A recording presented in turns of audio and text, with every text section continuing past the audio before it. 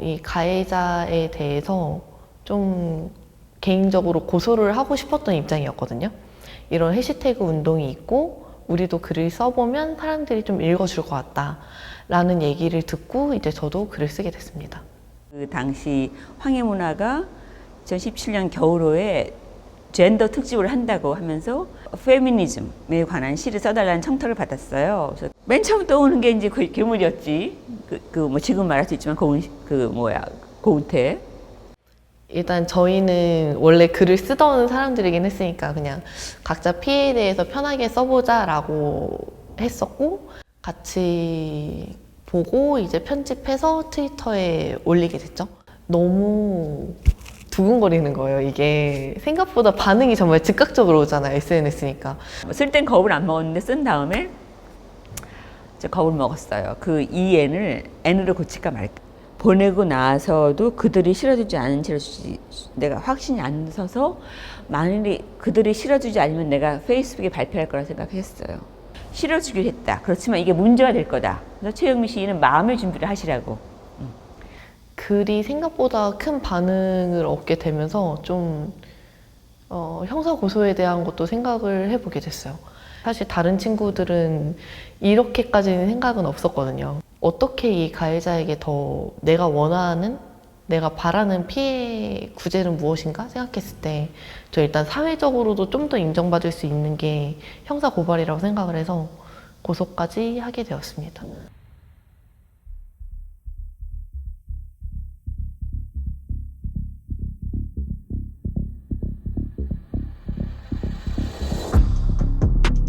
동생에게 빌린 실크 정장에 상의가 구겨졌다. 미투 운동이 또 한 번 우리 문화계로 내가 문단 이영골 씨인 줄 안다면 여기 들어왔을까?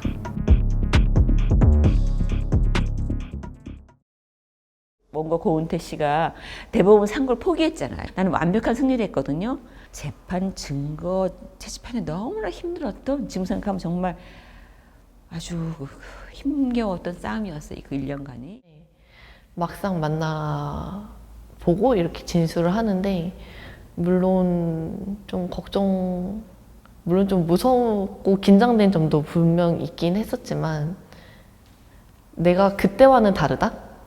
내가 피해자로 있었던 그때와 그때의 나와 이렇게 세상에 얘기를 하고 가해자를 처벌해달라고 나온 지금의 나는 너무 다른 거잖아요. 그러니까 법정에 앉아있는 가해자를 봤을 때 약간 초라하다는 느낌이 들더라고요.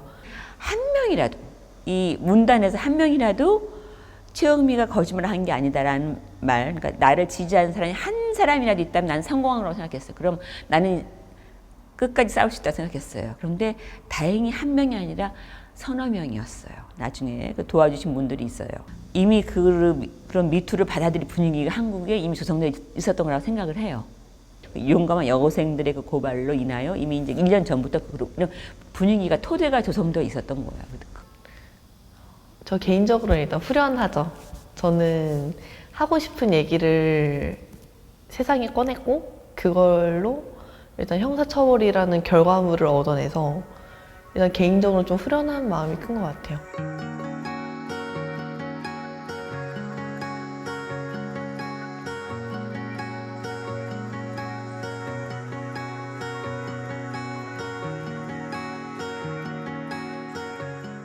옛날에는 내가 어떤 시집을 내자고 하면 거절하더라도 답장은 와.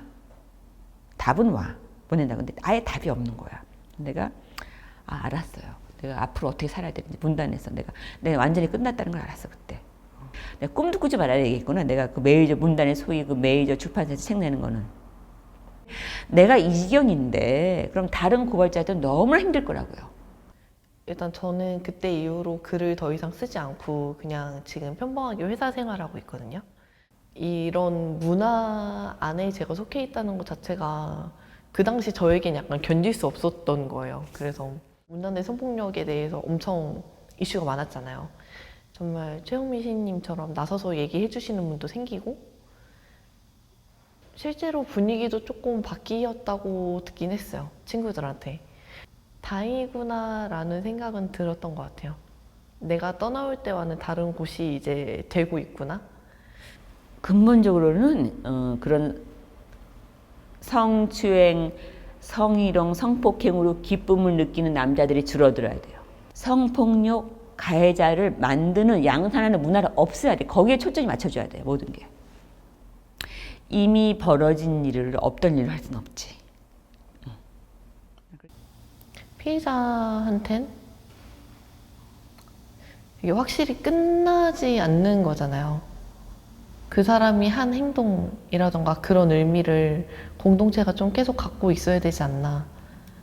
아무리 죗값을 치렀다 한들 앞으로도 그러면 안 되는 거고 좀 계속 유의 깊게 서로 봤으면 좋겠어요. 미투는 남성과 여성의 싸움이 아니라 과거와 미래의 싸움이다 라고 말하고 싶어요. 그런 오래된 잘못된 관행을 바꿔나가는 길이죠. 정말 누구나 다 할 수 있는 거고 우리 주변에 항상 있는 거고 이렇게 나왔을 때 또 지지해주는 사람들이 있고 그래서 전 앞에 나서고 했을 때 약간 벅차고 좋았던 경험인 것 같아요.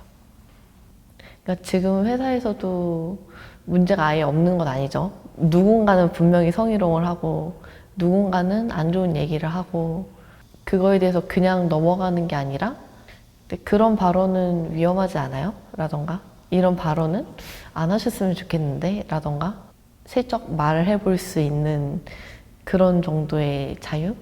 그런 정도의 아주 작은 힘? 그런 거는 좀 찾은 것 같습니다.